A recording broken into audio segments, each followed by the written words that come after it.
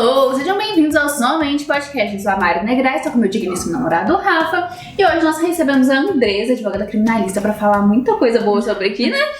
E também para falar sobre a vida no Instagram e como que é sua área nessa rede social. Seja muito bem-vinda, Andresa. Obrigada Mari, obrigada Rafa pelo convite. Fico muito honrada em participar do Somente Podcast, esse espaço que é super democrático, onde a gente pode debater ideias de uma forma muito harmônica. Né, Rafa? Rafa é policial, gente. Eu aqui, ó, advogada criminalista. Mas será que teremos treta hoje? Quanto tempo a gente se conhece, André? Nossa, Rafa. Tem muito tempo, né? Nossa, gente, eu acho que 15 anos. 15 anos. É chão. Mas é isso. Bom demais. Hoje o drink da Andresa é um espumante com morango. Espero que ela tenha gostado. Gente, tá super aprovado. Eu acho que eu nunca tomei espumante tão gostoso. Tá de parabéns. Eles estão especialistas nos drinks. Inclusive, já falei com o Rafa que se eu for pegar na Blitz hoje, Rafa, vou bater o telefone pra ele imediatamente. Olha, Rafa, você veio me salvar.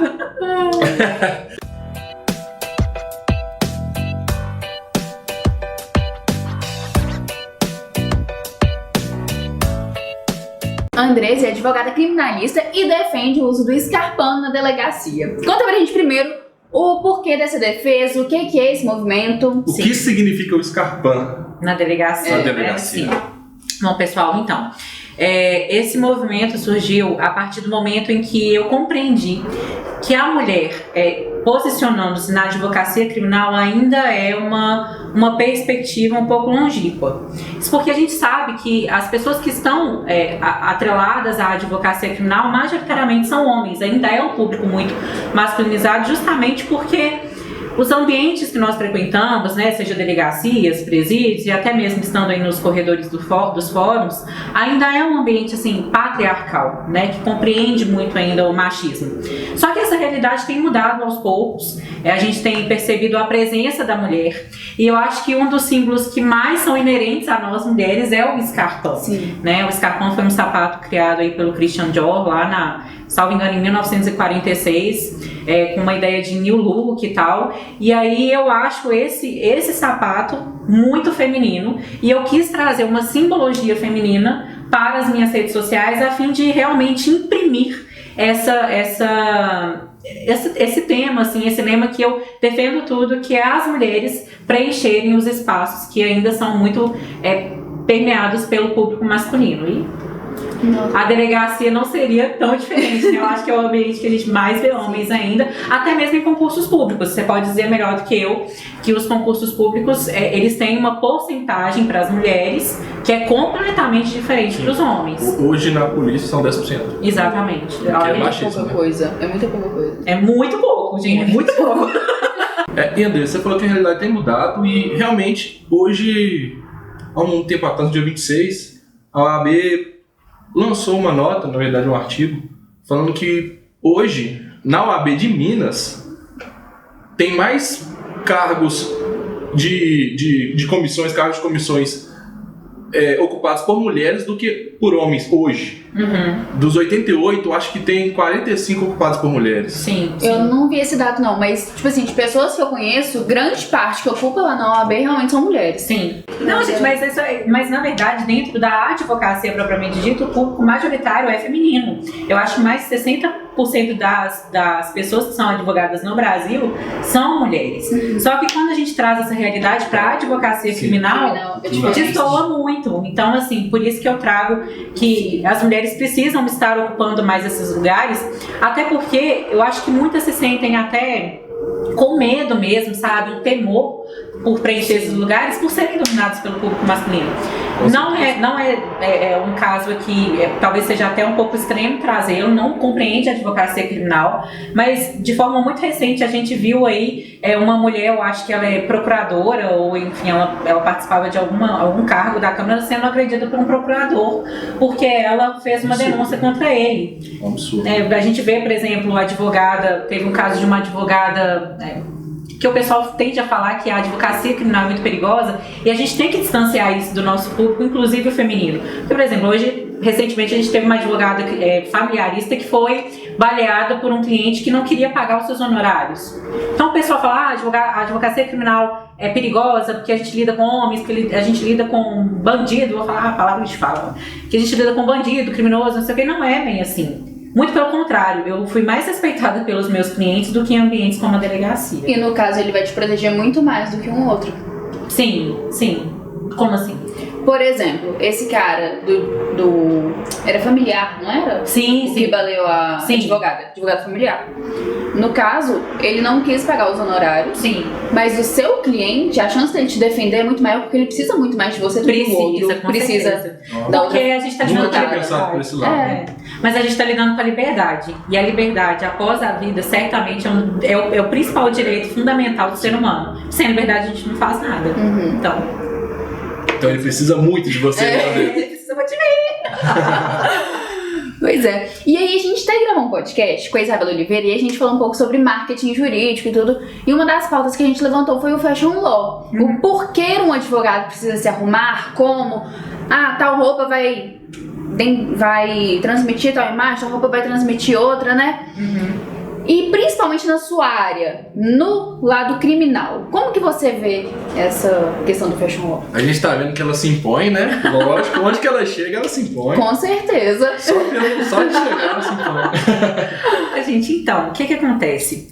Eu sempre tive uma queda pela moda, pelo estudo da moda. Inclusive, se eu fosse pensar em uma graduação que eu quisesse efetivamente ter feito, seria moda. Mas meus pais são policiais e falaram, você vai pro direito. Eu falei, ok. Mas eu sempre gostei muito da moda, principalmente porque eu acredito que nós, quando trouxemos uma vestimenta, a gente tem muito a comunicar algo pro outro. Então, a forma como você se veste, de certa forma, imprime uma característica sua, um valor seu, algo assim, inerente a você. Por exemplo, na semana passada eu faço curso de oratória. E aí nós tivemos lá uma dinâmica e eu tive a oportunidade de falar sobre personal branding e falei sobre a vestimenta pessoal. E aí eu passei um papelzinho para cada integrante do grupo para que eles pudessem falar o que a minha imagem estava passando para eles, comunicando para eles. Naquele dia eu lembro que eu estava com um conjunto, um terno e um colete e estava extremamente formal. E aí eles falaram, sem me conhecer a fundo, né? Mas eles falaram autoridade, competência, força, coragem, dinamismo, confiabilidade, coragem, força, enfim, autoridade e competência foram os termos mais utilizados por eles. E eu falei, olha, vejam a importância de como eu me visto, é importante para que eu fale para vocês exatamente aquilo que eu quero de forma totalmente intencional. A vestimenta, ela é intencional. Não que você vá perder o seu estilo, a gente tem 7 estilos universais, mas não que você vai perder o seu estilo, mas você vai trazer para ele algo que de fato você queira comunicar, que você queira imprimir para as pessoas. E eu vi que o meu propósito estava sendo cumprido com a minha vestimenta. Então, quando eu falo para as pessoas que, por exemplo, eu sou toda tatuada, eu tenho 13 ou 14 tatuagens. E eu sei que na advocacia ainda nós temos um padrão. Então, quando eu trago um blazer, uma peça mais imponente, quando eu trago um terno, um colete ou algo assim, eu sei que esses padrões eles vão se quebrar, né? Por exemplo, o preconceito que ainda existe com a tatuagem, porque a minha vestimenta vai comunicar para o outro aquilo que eu quero. A gente tem aí no personal branding, eu acho que foi um estudo feito no Canadá, se não me engano, numa universidade do Canadá, em que 2 psicólogos, assim, dentro das estatísticas, descobriram, eles averiguaram que a primeira impressão é gerada nos primeiros 7 segundos que a pessoa tem de contato com você. Sim. Qual que é o contato que a pessoa vai ter com você primeiro? Visual. Com certeza. Com certeza. Nós já até colocamos esse estudo aqui no podcast nosso.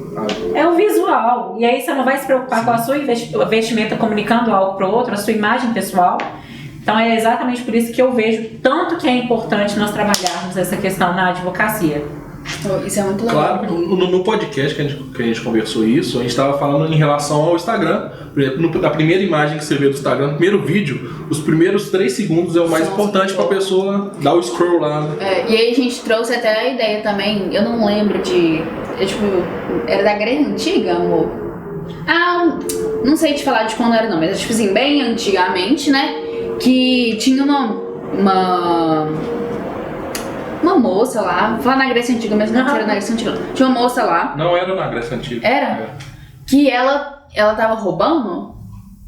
Na verdade, ela foi acusada de roubar. Porque ela realmente estava fazendo isso, mas ela foi acusada de roubar. E aí, quando você era acusado, a pena lá era morte, matava. E aí, um dos amantes dela, ele era advogado, e aí pra mostrar que ela não fez o que eles falaram, né, que ela não tinha roubado, ele tirou a roupa dela pra falar, olha como essa mulher é linda, ela não teria feito isso. Então, a gente, pra mostrar que, tipo assim, a imagem que impacta vai falar sobre você, né? Sim. Falar entre aspas. Foi a alegação que ele teve, foi assim, olha como essa mulher é bonita. E ela realmente foi inocentada. Então, isso vem de séculos atrás. Gente, assim, na advocacia criminal, nós estamos lidando com uma temática extremamente sóbria, séria.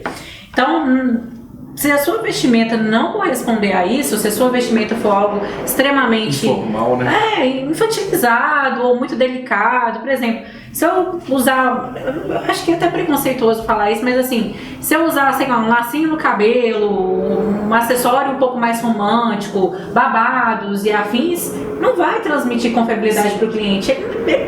Para ele te contratar, ele vai demorar um pouquinho mais. Você vai ter que abrir a boca e mostrar conhecimento técnico. Quando você tem uma imagem pessoal verticalizada para aquilo que você deseja, de certo o caminho se encurta mais, por exemplo, para um fechamento de contrato ou até mesmo numa delegacia, onde o investigador, o delegado, o escrivão vai te olhar com outros olhos, o policial militar vai te atender de uma outra forma. Então, por exemplo, quando a gente está numa delegacia, né, a gente fala muito sobre kit flagrante, de ter, por exemplo, uma vestimenta adequada dentro do carro e tal, mas se você for para uma delegacia atender um flagrante, suponhamos que você esteja saindo de um churrasco. Tá, no churrasco você vai, por exemplo, com um vestido mais longo, né, dependendo do floral, um short e tal. Você vai para a delegacia porque é um atendimento urgente. O flagrante é um procedimento muito sério. Você chega lá com essa roupa. Você acha que o delegado, o investigador vai te identificar enquanto advogado? Agora, se você chega com uma roupa formal, sei lá, um terno, um escarpão, não precisa ser salto. Eu acho que essa ideia de salto eu trago pela feminilidade. Mas se você tiver uma sapatilha, algo que seja mais comportável, né, mas uma roupa que tem um traje ali, um dress code apropriado para advocacia, ele não vai te atender com outros olhos? Com certeza. Com mais respeito? Com certeza. Na verdade, quando você chega da primeira maneira, a primeira impressão que você teve é, a pessoa é uma vítima. Sim. Ou tá precisando de alguma coisa. Exatamente. Agora, quando você chega totalmente formal, a primeira impressão que ela tem, não, chegou advogado, vou pedir. Exatamente. Então, tem esses dois lados, né? Muda. Exatamente. Nossa, eu já tive essa experiência dentro, assim, de audiência. Eu cheguei com... Foi uma audiência que eu fiz muito às pressas. E aí eu cheguei com um macacão, ele era até formal, mas as tatuagens estavam todas aparentes. E aí era um juiz que tinha mais idade e eu entendo que a cultura que ele vivenciou é extremamente diferente, distante da nossa. Com certeza. E aí ele me olhou, tipo assim, de cima e embaixo, ficou olhando pra minha tatuagem, mas aí quando eu me posicionei de forma técnica, né, e tudo mais, ele viu que ele se tratava de uma advogada que pelo menos seguia os parâmetros da advocacia mesmo. E aí nas outras oportunidades que tivemos de audiência, em que eu tive a oportunidade também de vestir de forma que eu achava adequada, ele me tratou de uma forma completamente diferente, já até me elogiou para clientes meus. Então assim, você vê o tanto que isso de certa forma tem um impacto, sim. Exatamente. Andrés, uma coisa que eu acho legal, que você falou que traz o escarpão com a ideia da feminilidade e tudo. Mas você também traz a gravata. Trago, adoro a gravata. Fala um pouquinho do porquê da gravata, como não contradizer um ao outro, porque da forma que você traz, não contradiz, né? Então fala um pouquinho disso pra gente. Mari, quando eu fiz o uso da gravata, eu vou te falar como foi essa história da gravata, né? Eu fui lançar o meu curso e eu queria trazer uma imagem de impacto, digamos assim. E eu sei que gravata não é algo usual para o público feminino que ia causar burburinho. Causou mesmo. E aí, quando eu vi que a gravata trazia também uma formalidade e um estilo que eu gostava, porque o estilo formal, tradicional, ele tem um pouquinho da gravata. As mulheres antigamente usavam gravatas. Isso foi parando aos poucos e agora, para agora. E quando eu vi que trazia uma imagem mais forte também, eu gostei. Mas não tem uma simbologia masculina ou, enfim, eu uso isso como forma de empoderamento, muito pelo contrário. Eu sempre trago a questão do escarpão como empoderamento. Mas a gravata é um acessório que eu gosto, que eu me sinto confortável e que, com todo respeito a quem está assistindo, mas que eu não me importo com a opinião alheia se aquilo vai, assim, mascarar a minha imagem ou não, porque eu me sinto confortável usando. Então, assim, pra mim não tem um significado próprio, é só porque eu gosto mesmo. E é o que importa. O que importa é isso. eu gosto e pronto, é isso. E antes de... Porque você falou que trouxe no curso pra impactar. Antes disso você já usava? Não, menina, não usava. Não? Tomou eu olhei gosto? assim, peguei, Trouxe eu pra vi a gravata impactar e do depois Arthur. falou... Eu vi a gravata do Arthur lá no cabide. Aí eu coloquei uma calça, eu tava sem saber que roupa que eu ia levar pra gravação do curso. Aí eu coloquei uma calça e uma blusa. Eu falei, não, trem sem graça, colocar um blazer, mesma coisa sempre. Aí botei a gravata, falei, não, ficou ótimo. Aí fiz um coque, pronto, falei, esse é o look que eu vou usar no primeiro dia, vai causar burburinho danado. E eu tive, tipo assim, feedbacks que são similares, do tipo, olha, mas teve gente que achou que confrontou, tipo, a Andresa prega a questão do escarpão na delegacia, será que a gravata não vai estar trazendo uma imagem masculina diferente do que ela prega? A gente pode ser, mas eu tô me sentindo confortável, sabe? A vida é assim. Show. Exatamente, muito bom legal. Que você utilizou de marketing isso aí também, né? Gente, é muito bacana. E olha, tá tão ódio assim. Porque assim, teve gente que começou a copiar tipo, de uma forma muito. A pessoa não usava. Aí começou a usar e eu falei, ó, tá até usando. Deixa eu te falar um negócio. Quando isso acontece, é que você tá no caminho certo. Pode ter certeza. Verdade. E eu sei que essa pessoa começou a usar porque outra pessoa mostrou. Eu sei de todo mundo. A linha assim, a outra pessoa mostrou pra criticar. E essa pessoa viu, gostou. Aí o outro pegou e falou assim: não, pode usar, ficou lindo, ficou ótimo e tal. Eu falei, tá usando, tá legal. Beleza, que bom que eu inspiro alguém de certa forma. Mas não dá. E aí você comentou do seu curso, fala um pouquinho do curso Lei de Drogas na Prática. O que é esse curso? Cara, que incrível isso. Foi um curso muito legal pro qual eu fui convidada para ministrar. Foi uma empresa que chama Brasil Jurídico, em Salvador. Gente, eu não tô olhando pra lá, eu não tô meio Não, mas pode, fique à vontade. Fique à vontade, onde você quiser. Mas o Brasil Jurídico, é uma empresa de Salvador, me convidou para ministrar esse curso. E eu fiquei com muito medo, foi algo que quase me paralisou, mas teve uma pessoa incrível que é coordenadora lá do curso, ela chama Marília, e ela me funcionava o tempo todo, até que saiu a gravação, foram mais de 20 horas de gravação de curso, onde eu trago assim, toda a experiência que eu vivenciei até o presente momento, desde o estudo da teoria até a prática que eu vivenciei. Eu atendi mais de 50 flagrantes, atuei em mais de 100 processos voltados para a advocacia criminal, majoritariamente para a lei de drogas. Então todo o conhecimento que eu adquiri até o presente momento, eu imprimi e coloquei nesse curso de uma forma assim, muito carinhosa, com muito amor, me dediquei muito, porque eu vejo tanto de cursos e conteúdos que a gente tem que são um pouco rasos. Sim. E eu acho que não tem outro caminho senão sentar a bunda na cadeira e estudar, literalmente, sabe? Por mais que isso seja um processo, por mais que isso demore, você só vai construir a sua autoridade e o seu posicionamento dessa forma. O Instagram é uma ferramenta, mas é uma ferramenta que, se você utilizar de forma leviana, uma hora sua máscara cai. Sim. Então é só com estudo, é só se qualificando que você consegue alcançar a maestria e a autoridade. Estou muito longe, de certa forma, disso. Eu sei, são 3 anos de advocacia, mas o que eu consegui adquirir até o presente momento eu trouxe para o curso e quero que os advogados, estudantes de direito, que queiram ter acesso, que tenham. E eu tentei trazer um valor até um pouco mais ameno, justamente para ser democrático, para que quem quiser comprar e efetivamente estudar, que não é um curso mastigado, não é um curso que eu vou trazer fórmulas mágicas, mas quem quiser comprar, compra para estudar. Muito legal. Não existe fórmula mágica em nada, né? Existe, Não a gente vê muita coisa aí no Instagram que não dá. Exatamente. Pode falar. E aí, pra você, qual que é a importância de um advogado se posicionar nas redes sociais? O Instagram, seja a rede social que for, mas o Instagram, querendo ou não, hoje é um cartão de visita. Sim. Nós temos que entender que, enquanto advogados, nós somos empresários, empreendedores, nós estamos prestando um serviço como qualquer outra pessoa que presta serviço, apesar da legislação da OAB, né, o Código de Ética, vedar essa comercialização da nossa prestação de serviço, mas nós somos empreendedores. E eu percebo que nós temos que estar onde a audiência está. Eu fiz um teste recentemente comigo e eu coloquei aquele, não sei lá se é um aplicativo, mas uma monitoração aí do aplicativo para saber quanto tempo que eu usava no Instagram. Sim. E eu fiquei até muito chocada que eu passava umas 8 horas no Instagram de forma diária. E aí eu falei, cara, se eu faço isso, majoritariamente as outras pessoas também estão fazendo. Então, se eu não posicionar onde elas estão, elas não vão me conhecer. E aí eu entendi que essa é uma ferramenta onde a gente pode comunicar a nossa prestação de serviço, criar autoridade e se posicionar, mas posicionar de forma efetiva, com excelência, trazendo qual que é a sua especialidade, promovendo ali conteúdos que de fato vão agregar na vida das pessoas e sobretudo de forma verdadeira. Porque, como eu falei anteriormente, muitas pessoas têm pregado mentira e as outras pessoas têm acreditado nessas mentiras. E acaba que vira um mundo ilusório, utópico, que a gente sempre está se comparando e vai entrando numa ansiedade, numa automatização absurda, e a sociedade está até ficando doente por causa disso. Porque muita gente prega o que não é verdade, né? Então, assim, você vai se posicionar, você vai entender que aquilo ali é um cartão de visita, que seja para conquistar clientes ou parceiros na advocacia criminal, ou seja qual área você atuar, mas sobretudo entender que aquilo ali é uma extensão da sua realidade. Se você trouxer aquilo como forma inverídica, leviana, a máscara vai cair, não tem jeito. Exatamente. Falou tudo. E aí você falou assim, que a questão de onde as pessoas estão, a gente também tem que estar. E aí, uma dúvida. O seu cliente da advocacia criminal está no Instagram? Ou no seu caso seria mais voltado para estudantes de direitos ou advogados que queiram aprender com você? Mário, de forma intencional, eu nunca criei o meu Instagram para que eu fosse para o cliente final, que é o cliente da área criminal. Mas sobrevieram, sim, clientes.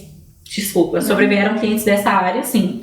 Tem clientes que me acompanham, que me mandam mensagem, dúvidas e afins, mas eu sempre fiz voltado para os estudantes de direitos e advogados iniciantes. Meu foco sempre foi eles. Sim. Mas, de certa forma, gente, potencial cliente criminal, ele está do seu lado. Pode ser você, pode ser você.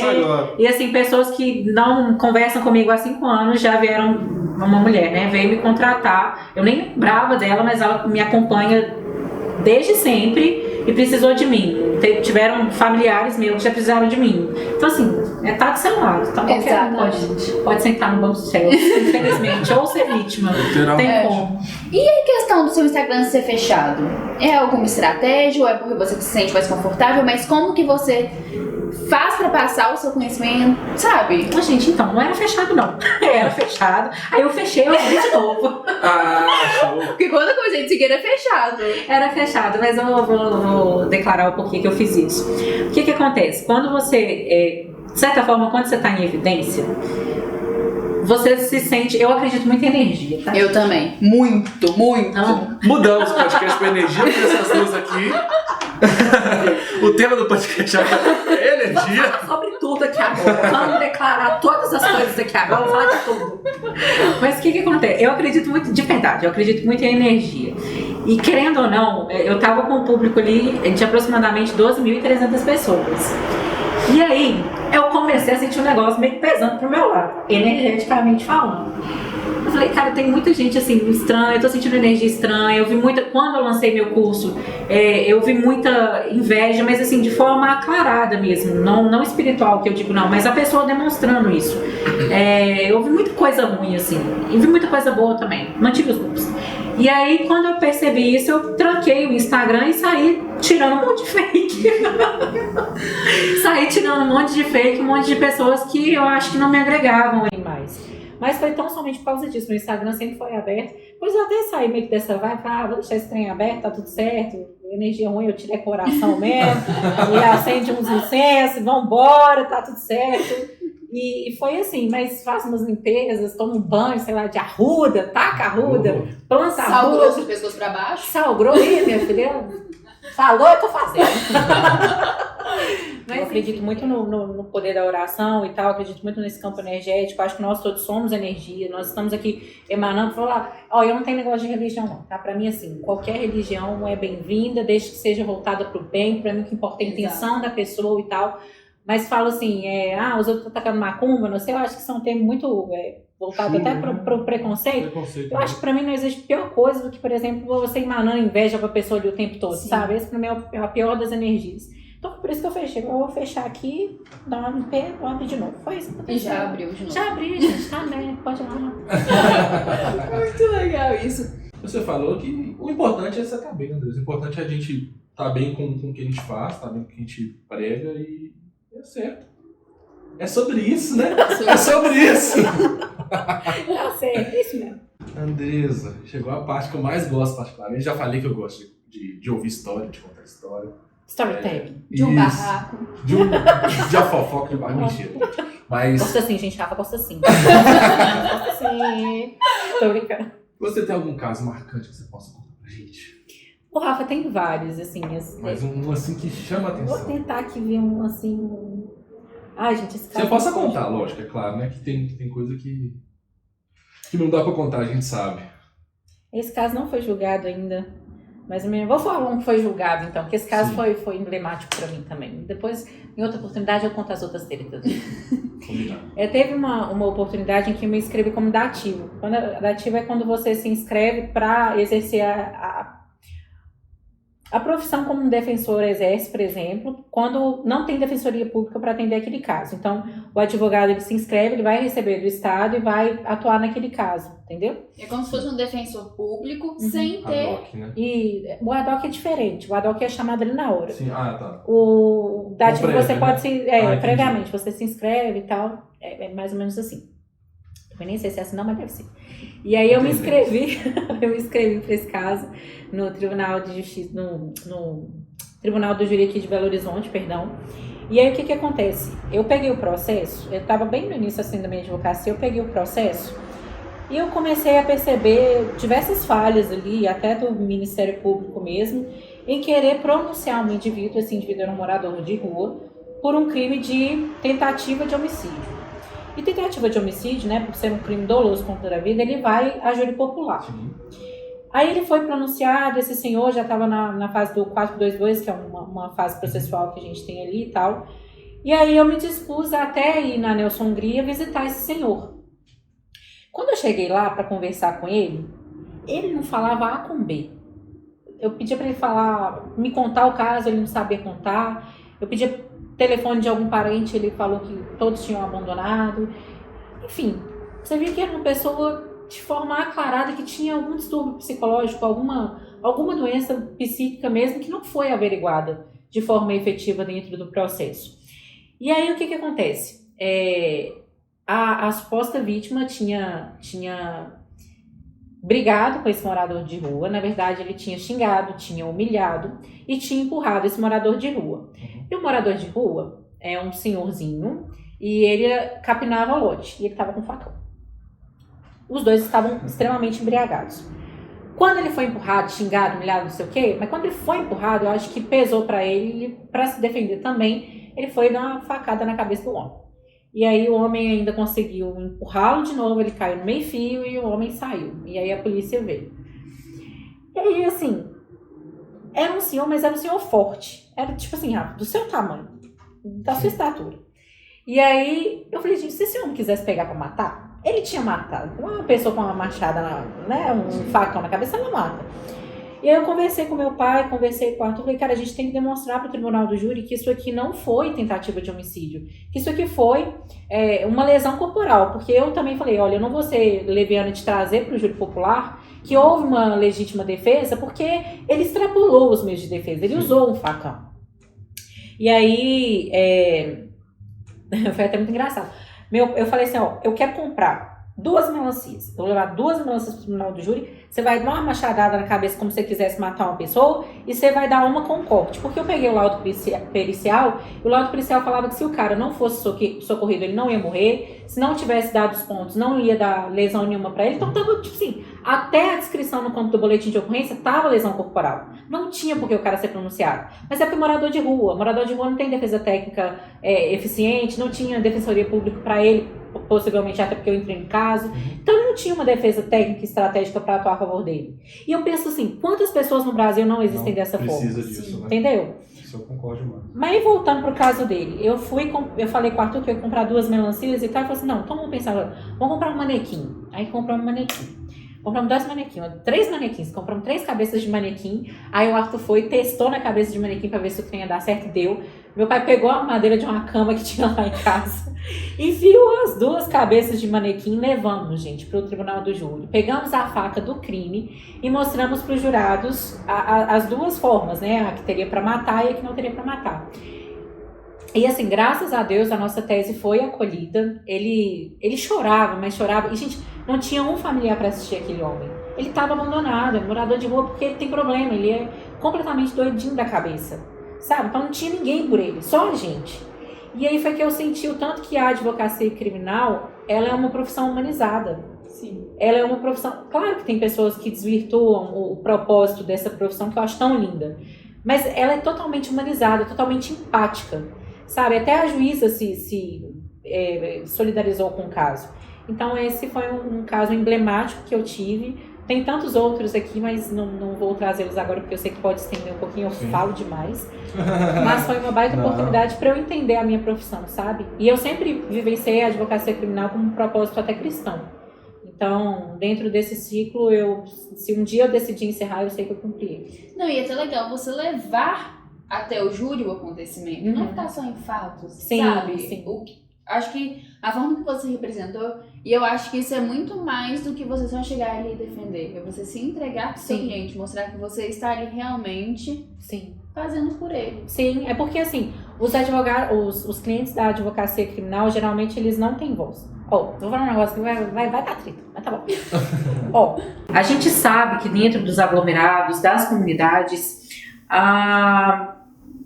é o polo ali da criminalidade, a gente sabe que isso acontece, mas que ali majoritariamente também estão pessoas que não tiveram acesso à educação, a lazer, à saúde, a saneamento básico. São pessoas iletradas que vivem numa cultura completamente distante da nossa e que, até pela forma que vivenciaram, pela família que vivenciaram, por terem exemplos dentro de casa e por lidarem até com abordagens mesmo. Ali as abordagens acontecem de formas mais maçantes, elas acontecem em maiores números, a gente sabe disso.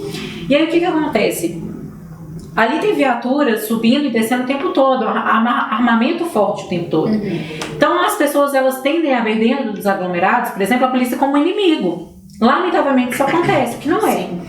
Mas essas pessoas, elas são vistas por nós também, enquanto advogados criminalistas, e espero que a sociedade passe a compreender isso também, porque aos olhos de muitos eles são considerados descartáveis, os criminosos, digamos, propriamente ditos, são pessoas totalmente sem voz, sem representatividade, e ali também tem pessoas inocentes dentro da população carcerária brasileira.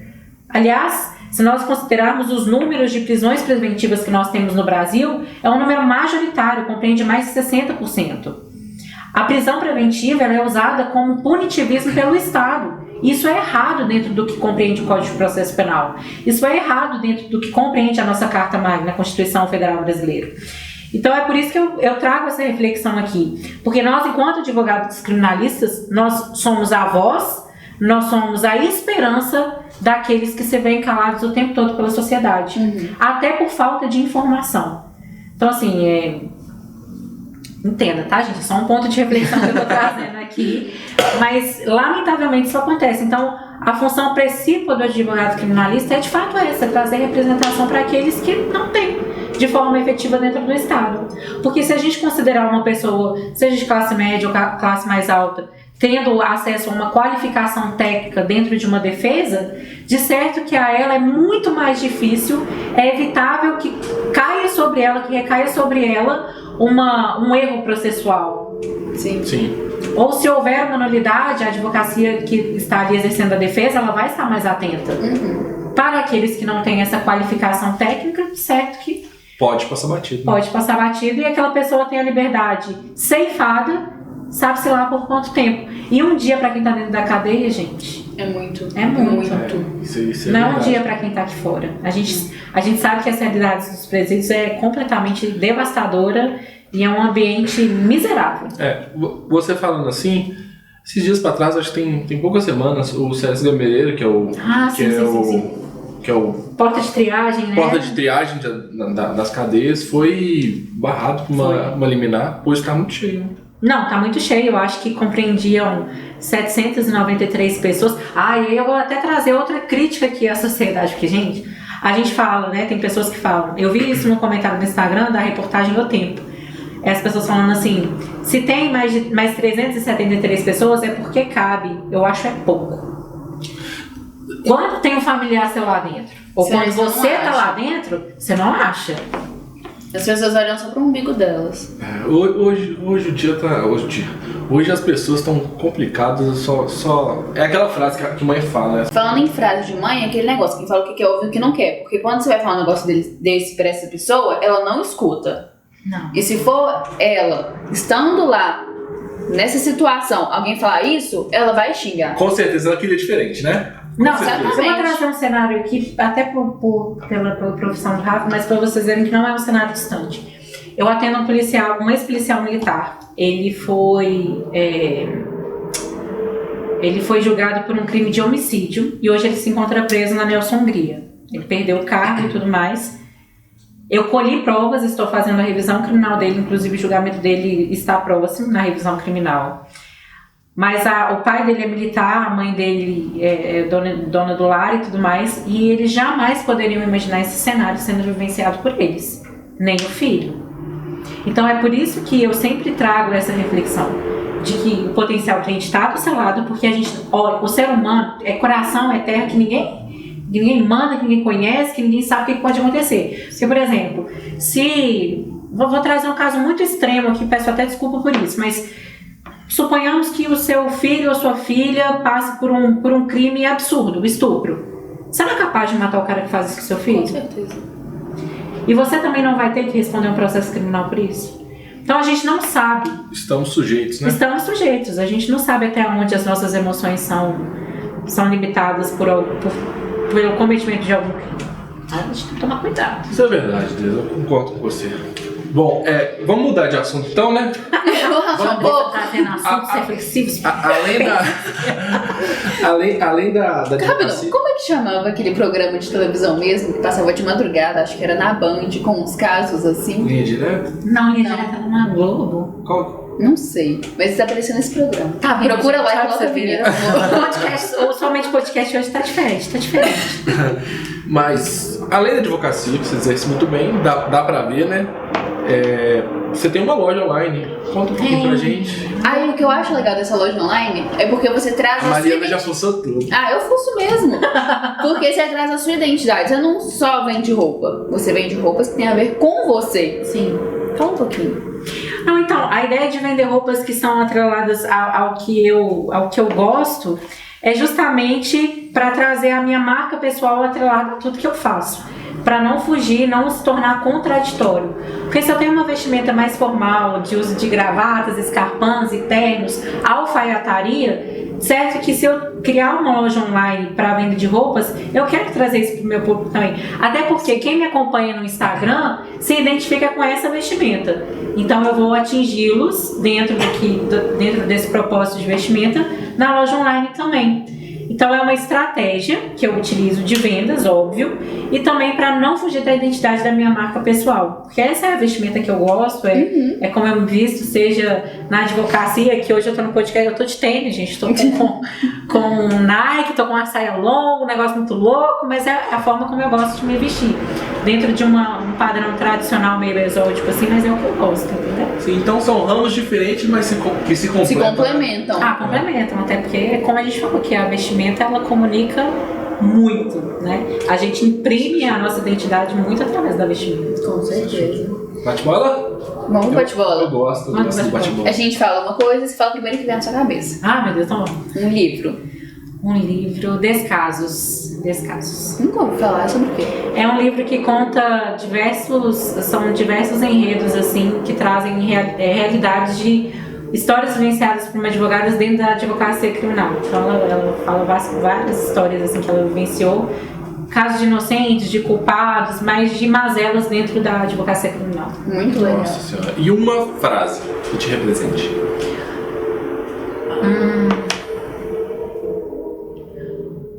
Vai ter escarrão na delegacia assim. Tô zoando, eu gosto dessa, mas eu vou falar outra, porque eu acredito muito no conhecimento. Tem um livro que eu estou lendo, na verdade, eu até tinha parado, mas eu voltei a ler. Ele chama 100 Barganhas com Deus, do Caio Fábio, é um teólogo. E aí tem uma parte do livro que ele fala que o não livro é uma ameaça de retorno à barbárie. Isso quer dizer que a falta de conhecimento, né, pode trazer a sociedade para uma ignorância completa. Aliás, eu tenho até meio que visto, né, atualmente. Mas essa é uma frase que eu gosto. Muito legal. Lei antidrogas ou Tribunal do Os Júri? dois. Não tem nem que ver os dois, eu amo os dois. Bom demais. E uma meta, pessoal? Você pode contar, né? Uma meta pessoal. Você quer alcançar. Não, uma meta pessoal, cara, ajudar pessoas.